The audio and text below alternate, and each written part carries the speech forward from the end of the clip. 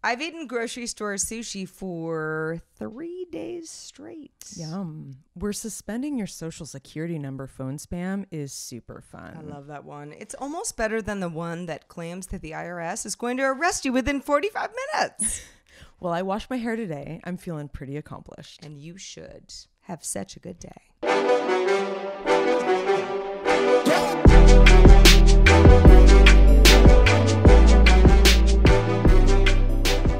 Oh, hello, and welcome to Have Such a Good Day, the show that wants you to do just that. Hey guys, how's it going? Hey guys.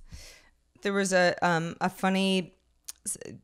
friend of mine who spends a lot more time on YouTube than we probably do, said the other day, there's got to be like a script that you can write to just take the hey guys out of the first part of every single YouTube video. Oh my God, that's so true. Hey guys, just hanging out here doing a little makeup It'd be fun session. to make like a little montage of all the hey guys. Yeah, there's quite a few of them. So this is the show where we unpack the absurdity of everyday life for your entertainment. True and story. our entertainment. Yeah. Always. We're entertained by ourselves, Yeah. but we know that we share a lot of the absurdity with the general public. Absolutely. And everybody who might be listening or watching the show. We do have audio and video versions. And we're ready to get into it with my dog and my two cats. And everybody's on the move. Everybody's on board. So our quick bonus topic plug for you. Would you rather give up bathing or the internet for a month? And I know Sarah's going to have a very, very interesting response for this. I mean, I have what I would consider a very obvious response, but we'll see.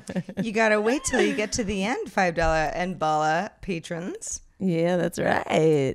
So we will examine cool and funny and often disturbing things on this show from the internet, the entertainment world, from life itself. And, hopefully you'll have a better day in the process and maybe you'll learn something from us. Yeah, Heather and I find this whole project very therapeutic. It's fun. It's a bit amount of work, but at the end of the day, it is therapeutic. It really is. And we do get a lot of that feedback from the folks who are in the mix with us. So thanks to all of our patrons, everyone who's listening, watching. Otis is also in the mix. Anybody who's watching the video can see that he's very excited about the show. And we'll get right into it. I wanted to mention, I don't even really know how to get into the whole dating app sphere. We've talked about it before. Yeah. And there are many different dating apps. There's Tinder. Everyone sort of like Tinder put the whole, swipe left or swipe right on the map. Okay, got it. And then there's Hinge. And then there's, what's the one where the girls have to... The League? No, not the League. Bumble. Bumble, yeah. Where girls have to get a hold of the guy first because it's supposed to be like less upsetting or What's whatever. your favorite one? Don't have one. I think they're all horrible. Although I there are nice people in the world, and so it's the dating app. It's not you. However, so Raya is a dating app that is very it's like going to an exclusive club where you have to be invited by somebody. It's hard to get into. You can't take screenshots because I don't know why. You just can't. And Heather and I have both gotten friend passes on Raya to the point where we sort of lament the weirdness of dating apps. But Raya specifically is strange. It is, very much so. And I'll break it down for you. And probably anybody who works at Raya would be mad at me for doing so. But it's odd. You can put in your parameters, very normal parameters, such as... I want somebody between, this age and this age. Not too young, not too much older than me, whatever. And location. Yeah, I live in this place. I'm looking for somebody maybe within 25 miles or bigger or smaller, whatever. I say 5, but, Sure. All of that stuff. So that part is pretty... it's pretty pedestrian as far as dating apps go. We've done this before. Absolutely. But Raya is weird in the sense that they'll give you a, potential match, and you might like them or might not. It's a yes or no type of thing, but you'll get them again. They recycle them after you say no. And I don't know why. Okay, I remember them saying that what they do is if you're not interested in the moment, say you match with someone and like maybe you got one person's busy, they'll bring them back around to see if maybe you would like to see them 2 months later. But you get people who you actually said no to come back around. And that's what I don't understand. That doesn't make any sense to me. I mean, I understand, sure, maybe the time isn't right, but you are interested, but I don't know. I think that it's kind of annoying because you feel sort of like you're being cheated out of the monthly whatever it's $7.99 because. And also, I mean, sure, okay, I get that maybe in the moment I didn't like that guy and I might like him again. But what if I was like, no, never, and I see him again? Like that's an algorithm that does not work. It doesn't make sense. And while I'm on the subject, there are also, we live in LA and there are a lot of people on Raya who are in LA. So for the most part, this isn't such a huge issue for me personally. But you will get sort of like a cool dude, good looking, seems great, lives in New York, from Connecticut. And you're like, why am I getting fed this person that I will never see? Oh, I get people from like Argentina. What am I supposed to do? Like chat with somebody where I'm never going to see you? That makes no sense. I guess the only thing I can think of is start chatting with someone that lives in Mexico City right before you go to Mexico City. But like, yes, I know it doesn't really make sense. Anyway, if anyone can shed some light on this, please do. Yeah, because it's a little confusing. It is a little confusing, and we are living in the modern world, and your girl Sarah doesn't really like dating apps, but that is pretty much the way that I meet people these days. I mean, it's part of our daily existence. It's pretty much. It's one of those things where it's like, well, I don't really want to go like buy toilet paper, but I have to. I guess I'll just get on Raya for like 45 minutes and like see if there's anybody cool in there. If only it was like in the olden days when you could go to a club or a bar and meet someone in person. That was so fun. I mean, you still can do that. You can. Not as much though. I think people are less open for that, I think.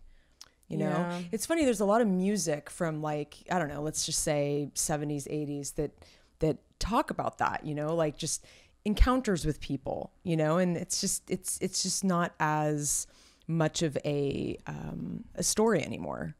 I feel like most people that I meet, who are in a great couple, they met online. Really? Yeah. I would say the majority. Yeah. Yeah. I mean, it's just the way of the world. Yeah. I know a lot of folks who are in actually like really cool adults, like successful strong people, relationships. Like, totally. And they're like, I don't mind. Totally. It's the norm. For a variety of apps. I don't know. I will say though that anybody who works at Raya, please explain to me why it's so weird.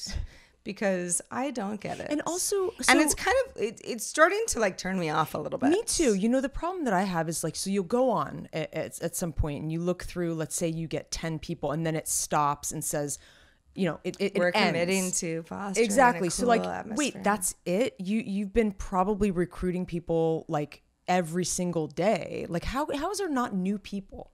It's almost like they're being selective with like the people that they share with certain people. Well, I that's feel like probably there's a weird too. selective thing that is kind of, there isn't full we might be disclosure. JV League of Raya, Heather, and we just don't know it. It's very possible. Well, anyway, I wanted to recommend a book that I've been really into, and I actually mentioned it to some of the people on our Discord. I know one person in particular bought the book and found it to be very helpful. For those of you who are watching the video, it's this book right here. It's called, well, first of all, Sarah, what color is your parachute? I don't know. You have no idea because you don't know what this book is about, right? Right, yeah. But give me some context. So this is pretty interesting. So you would think at first, because it's a practical manual for job hunters and career changers, but it's a lot more than that. It's been around since the 70s and it's just been rewritten and re-edited like over the years. And it's really cool. What it does is it helps you break down. It's not just about careers, but it helps you break down what things are important to you as a person. You know, because you don't want to just get any job and then wait for the weekend every week. Like that's the point is to find a livelihood and spend your time wisely according to your personality traits and what is important to you in life. And it's quite interesting. It's very, like, every page is so engaging the way it's written. I highly recommend it for anyone who is, going through a career change, tired of your full-time job. Maybe you want to become an independent contractor, but not just that. Maybe you're feeling a little bit like, who am I? What do I have to offer to this world? And it's beyond your career. How did I get here? You want to maybe learn a little bit more about yourself. I highly recommend it. It's called What Color is Your Parachute? And it is by Richard N. Bolles, Bolles. Check it out and let me know. Please email me. I want to know what you think, because I'm getting a lot out of it, and I want to know if you guys will too. Our email address is hi@havesuchagooddday.com. Would it be okay for me to ask what your parachute color is? I don't know yet because I'm still going through the exercises. Got it. Okay. Because so it's not an easy answer. No, you can't it's not just about reading the book. You have to go through exercises. You have to get a pad of paper and you have to like write everything out, and it's a process. So it takes a little bit of work on your end. So if you're into that, then do it. Tell us your color and tell us everything about getting a job. Yes. And then we'll all jump out of it and we'll all jump out of a plane together. Woo! Parachutes. Parachutes should actually have like more colors. I agree. And I don't think it's going to end up being like, oh, I'm a red parachute. It's going to be like, I am X, Y, it's symbolic Z. of something. Exactly. Sure. Yeah. It's like doing your, what's the personality test. Yeah, that kind of thing. What's like that? The Myers-Briggs. Myers-Briggs, yeah. I remember when my mom actually asked me recently. She was like, "What's your Myers-Briggs score?" And I was like, "I don't know, Mom. It takes like 40 minutes." Speaking of that, everyone on Raya puts their score. Oh, really? Or not everybody. A lot of people do. I feel like if your Myers-Briggs score is in your bio, we're going to have a bad time. I have to tell you a really quick little story about someone I came across like a couple months ago. It was so funny. He wrote he seemed like an interesting guy, but he wrote in his bio, you know, the little emoji, the green check mark. It's just like a little green box with a white check mark. Every single thing he wrote, he had about 50 check marks, like kind of good looking, check, good job, check, like instant turn off. Like what? Almost like he was trying to be cheeky, but like it was just really lame. That kind of stuff, when someone takes on a certain style of a bio, that can be a turn on in itself. Not just what they say in it. Emoji is your style. Like, I know. God, too many emojis. I don't hate emojis. I'm just, like I that. agree. Like I totally when agree. it becomes part of like your thing. This is your first impression of me, strange woman. Yep. No, thank you. Unless you're really, really clever with emojis, which some people are, but use them sparingly, I think. Anyway, moving on. Somebody actually sent me it was a police car emoji the other night. And I was like, what does that mean?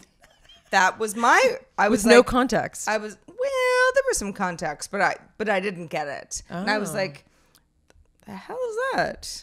Again, is the IRS on its way to your house to arrest you? And unnamed person was like, "Whoa, I thought you were gonna laugh," and I was like, I don't know. Not so fun. That was a weird emoji you just sent me. That is very strange. Right. So you didn't find out what was going on?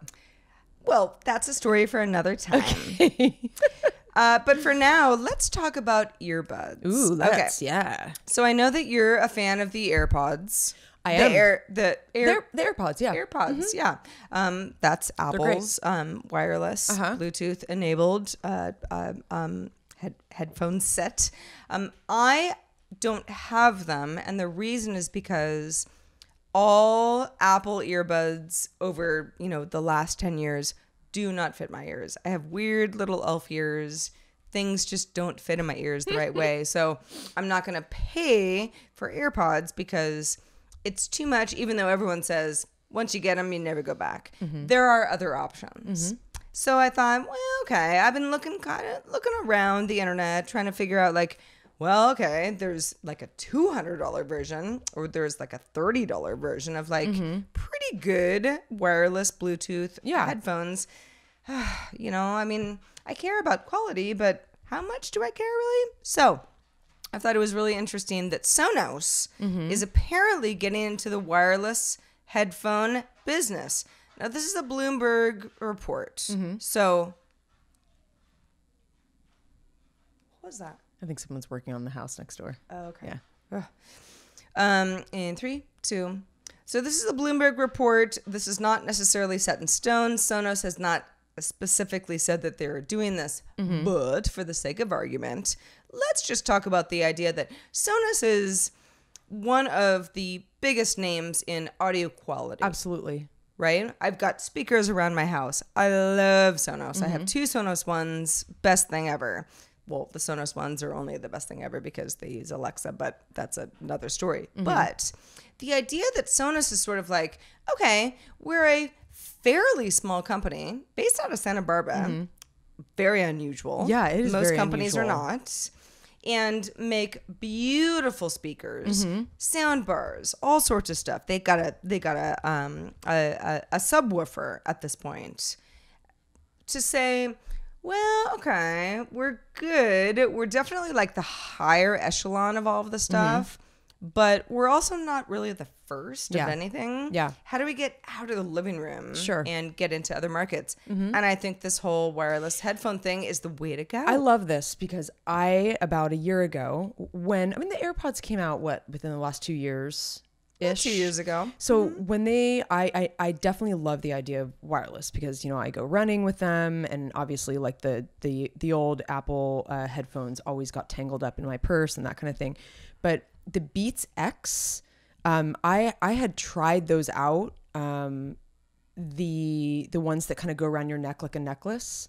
And I ended up buying those thinking that I was making the right decision. I did a lot of research. And then I ended up giving them away and buying the AirPods. And I felt so stupid because I should have gotten the AirPods to begin with because they were just superior. Yeah. So I'm curious to see what Sonos brings out because, again, like I think the Beats X were just not good enough. So it's hard to beat the AirPods. So I'm curious to see what happens with that. Well, and again, kind of we're in a rumor mill here, but I welcome anything that Sonos makes because I like a lot of their products. I'm into the whole ecosystem. Oh yeah, definitely. And their aesthetics are really cool too. Very much so. So anyway, keep us posted, Sarah. That's live from headphone land, Heather. So I was thinking about this earlier today. So I don't know if you know this, but back in college, I did my senior thesis about the Black Plague of the 14th century. I might have told you this. I think I have heard. And I this, know that yes. sounds really dark, but let me explain. So even black, if you will. The reason why I did it is the point of my thesis was what came out of a time of crisis. What kind of art, what kind of music, what kind of literature. And that was really what it was about. Not as much about like, let me explain the disease of the Black Plague. Sure. But the circumstances that led to, basically the Black Plague led to the Renaissance. It was like a dark time led to a bright time. And I was reading this article about, have you heard the term hope punk? It's kind of this new term, a kind of lame term, but it means keep fighting no matter what. It's basically this term that has come out of our dark time right now. Like right now we are going through a cultural movement. We've got some dark politics, cultural changes. We've got a lot of fear. And a lot of artistic and cultural movements come out of dark times, like from the Black Plague. The Renaissance came out of that. So I'm super fascinated by it, but I wanted to just talk about this term. It's not just, it's sort of a mood that people have, that things are like bleak, but we're going to trudge on with a smile on our face, and it's this attitude of like, yeah. It's also interesting. Have you noticed that there's been a lot more of a trend of like extreme self-care? Like with like products and just like the simple pleasures. Self-care. Do you mean like people getting massages a lot? The high-end sleep, like bed industry. There's so many more bed companies. Right, where it's like celebrate you. Exactly. Like because life is pretty Black Plague out there. Exactly. Yeah, exactly. okay. Like the kind of like rom-com resurgence. What's hygge? How do you pronounce that? It's like that. The comfort and coziness is like that lifestyle trend. It's called HYGGE. I can't remember how it's pronounced. I'm like, but does it mean a warm bed? Because if so, I'm into it. yes, essentially it does. But anyway, so I thought that was super interesting. And you know, I think that it's so cool to see people create things like this, you know, like to try to stay positive. Yeah. The antithesis of this is grim dark, which is sort of on the nose, but they describe a lot of like pop culture in this way too. So like, you know, something that's bleak and nihilistic, kind of like Handmaid's Tale or Walking Dead. There's a lot of stuff that you can see in pop culture that's hope punk and grim dark. It applies to literature and pop culture. So I thought that was sort of interesting. It is. Very interesting. Yeah. I love stuff like that.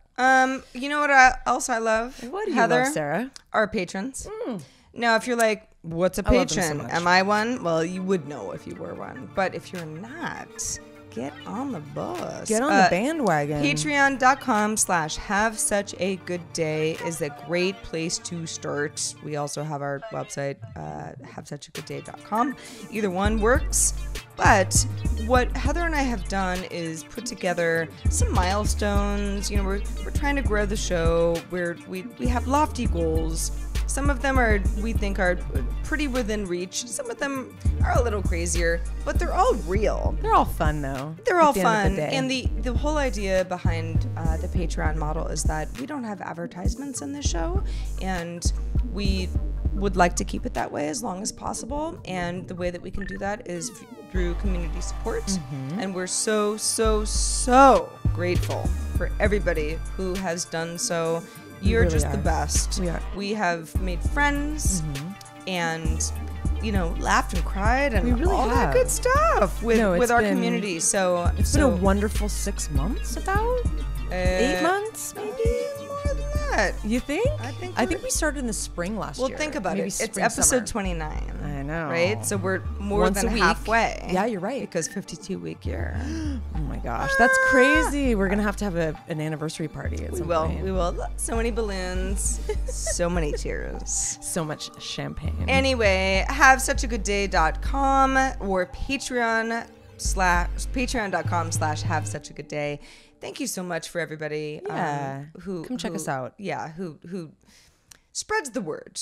We love your support. It's monetary, yes, but if you know, beyond that, or even if for whatever reason you can't do the monetary thing, totally get it. Maybe someone you know would like the show, and we'd love you to get the word out. Absolutely, and you can leave us an iTunes review. You could. That's always fun. Yeah. I mean, unless it's a bad one, but you wouldn't do that. No. Hey, so Heather, I wanted to talk about something that this has been an ongoing theme for weeks now, and that's I know. I think we talked about it in the last show too. we did. But I have sort of a different angle, and that's the whole idea of freelance work. Because I talked to somebody that recently, a friend of mine, who is also doing freelance work, but not at production. So it's not the same way as we do. But we shared that whole like, isn't it funny how everyone goes like, yay, Friday night, woo, weekend. Totally. And I'm always like, well, on Saturday morning at 7, I just get up and work. I don't, like, the weekends no longer mean anything. No, it all to blends me. together. It means something to me in the sense that I know other people won't be working. So there is a little bit of a weight Sure, lifted. of course.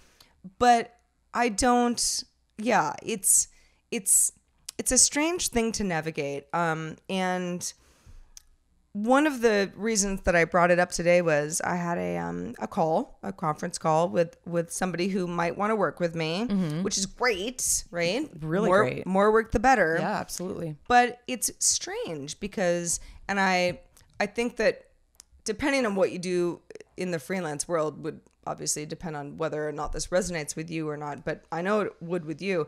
I have currently things that I do at certain times of the day that are non-negotiable. Sure.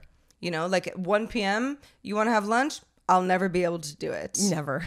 If it's Monday through Friday, like, can't do it. Yeah. Maybe Saturday or Sunday, right? Probably working on something else. But you know, a lot of other people are like, well, but I mean, why? Why? You know, you just never can. It's like, no, I never can. I do a live show. You have a very interesting schedule. Yeah. It's different than most people. It's live TV. Yeah, exactly. It's live TV all over again. Yep. So anyway, without going into too many specifics, because we never know where we're gonna get, but I had a really nice, a productive phone call with somebody that I might work with in the future this morning. But I had to say, like, just so you know, I've got this kind of weird, like, dark time where, like, you can't, it's not even that, like, I can't take a conference call. Like, I can't respond to you. Yeah. I am live on a program. How did they react?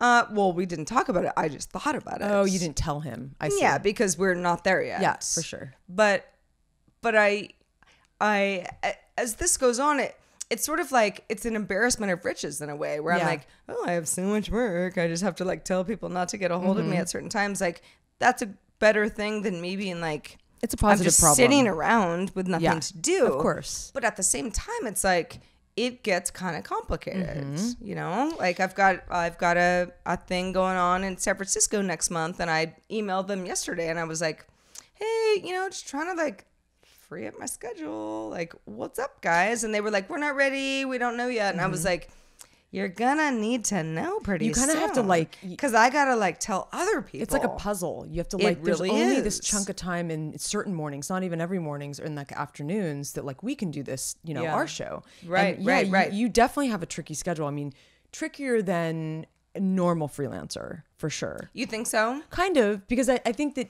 normally, live thing. Yeah, I think it's that Monday through Friday structure that you won't be able to take, like you won't be able to take a day and do like go to a convention and shoot all day, like on a Monday. Well, I can. Well, you could. Then I have to take the day off. Exactly. From the first job. Exactly. Which means Sarah doesn't get paid. Exactly. So that's the thing. Know, it is a big challenge. It is a big jigsaw puzzle. It's just all challenging all around. I mean, any freelance lifestyle, I think, is there are, you know, people who have been in plush like full-time jobs. I think it's hard for you to wrap your head around what it's really like until you do it. Yeah. You know. Yeah. But there is positive things too. But I think maybe and you know we've talked on this show, and you know I feel like I talk about this all the time because I struggle with it. Is being disciplined enough to make it work for you, you know, and Heather talked in the last episode about like she's got this office, like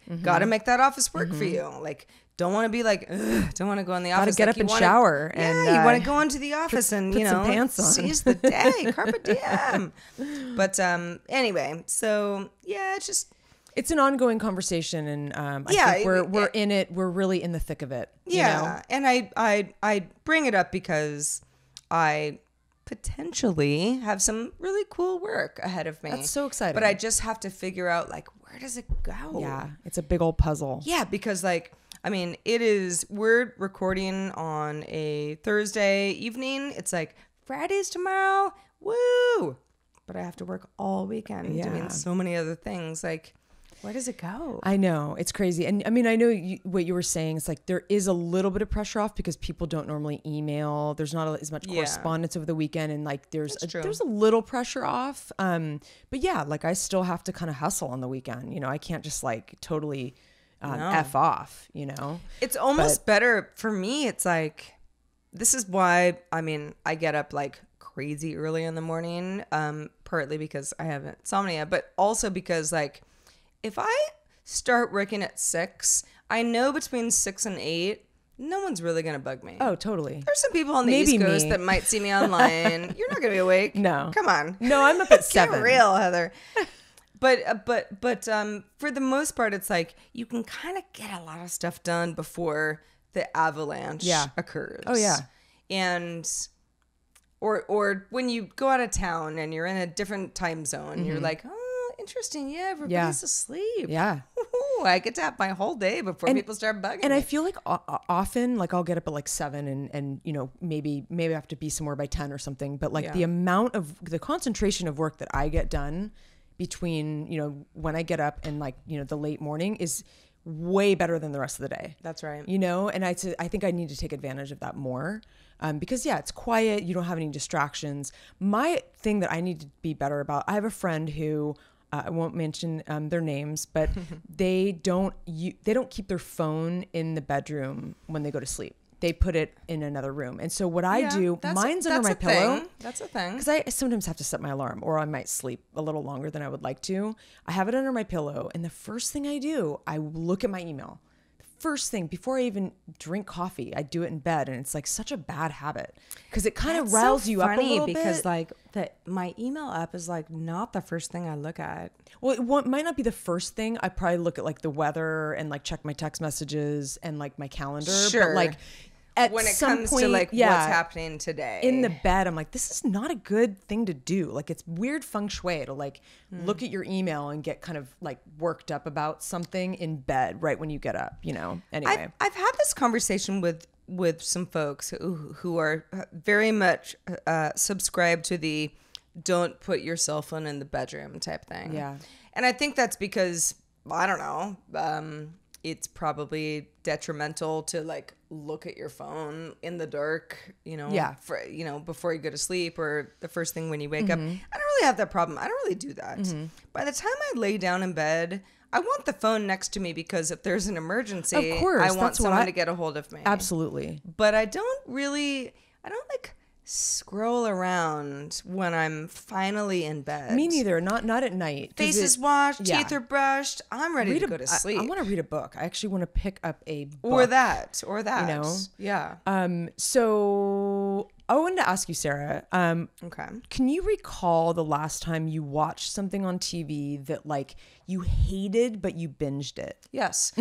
And it's called I figured you would answer very quickly. Yeah, it's called Friends from College. Yes. One of the shittiest shows ever. So bad. In fact, that was probably horrible. The one did you watch the whole thing? No. I watched Tom McLeod. I know you know because we've talked about this. I watched the first season. I'm not sure that I finished it entirely, but there was a pivotal episode, and you know, no spoilers. So I feel like you'll know it if you see it. Where I was like, and I'm out. I think I know what you're talking about. I hate it so much. Yeah. I will no longer watch a show. They can all die in a fire. So I know that there's a new season, and I haven't watched it, and I'm not going to. It's so funny because that is one of the few. I don't do it that often. Like I mostly watch pretty good television. I like pride myself on that. But occasionally, yeah, there's this whole like psychology behind it that I'll get into. But I did binge that all the way through. I'm so embarrassed to say because the entire time I was rolling my eyes. Don't be embarrassed. I mean, I was watching it as well. I was watching, but I watched the entire season, and I was like rolling my eyes and just annoyed with it the whole time. But I watched it. Why? Why did I watch it? They call it hate binging, which I think is funny because I don't do it that often, like I said, but and you feel sort of like after you feel gross, you feel like, oh, I wasted all this time. Like, why did I watch hours that? And hours of your life. Yeah. Like 9 hours. Oh yeah, totally. And I remember when like Gossip Girl came out, that was another example where that show drove me crazy. I didn't watch like the whole thing. I never watched but it was just so eye rolly, but it was weirdly addicting. Yeah. You know, and I felt like I just, you know, the new episode starts without you pressing pause and it just keeps going and you just sit there and it's almost more effort to like stop and look for a new show. So you just let it go. But it's also, you get, you know, I've thought a lot about this because I am a trash television watcher. Yeah. I mean, I watch Floribama Shore unironically. She does. And I love it. They're pretty much my favorite people in the entire world. But that's not a hate watch thing. That's a... Totally. This is different. A messy reality show. Guilty pleasure. And I love it. Yeah. Yeah, like I'm not actually ashamed. It's just, it is what it is. Something like Friends from College it's more in that sort of like, it tried to be a very poignant show. Yeah. And I'm sure it is for lots of people, but for whatever reason between the two of us, we're like, that show is irritating. So like it misses the mark, but like it's close enough that you're like, all right, I'll just watch episode 4 and see what happens. Totally. It almost feels like it's just like they're just doing this churn of like, they're not putting a lot of effort into these scripts and into oh, let's get these handful of funny, you know, sort of successful like comedian actor people, and let's get them all together and they'll just be funny. They can improvise, you know, and it's like, sure, they're just putting minimal effort. I think that's the point, I think, of Netflix in a lot of ways, is everything is, you know, there's a lot of stuff that you can watch while you're scrolling on your phone, stuff that doesn't have a big plot, that's just sort of like popcorn, you know, content. But I was reading this article, this PhD student at the University of Alberta's Neuroscience and Mental Health Institute. She studies video game players and their personality types, and she was basically saying that you know, binge watching a show that you hate might not be pleasant, but it's more pleasant than cleaning the bathroom or taking your dog for a walk when it's raining. And I thought that would you'd really relate to that. You know, before I had a dog, I'd be like, how hard could it be? Yeah. It's the worst. Yeah. I always thought of you when it was like that, especially those 4 days. Okay, that it was pouring. Otis, let's put the poncho on. We got to do it. Please poop. I don't want to be out here. Please, God. You know, and he's looking at me, and it's a whole, It is true. I would rather watch the second season Isn't of that Friends funny, from though? College It's such a and take Otis out for a walk around the block in the rain. Yeah. I mean, so, you know, whoever produced that show, at least you got that going for you.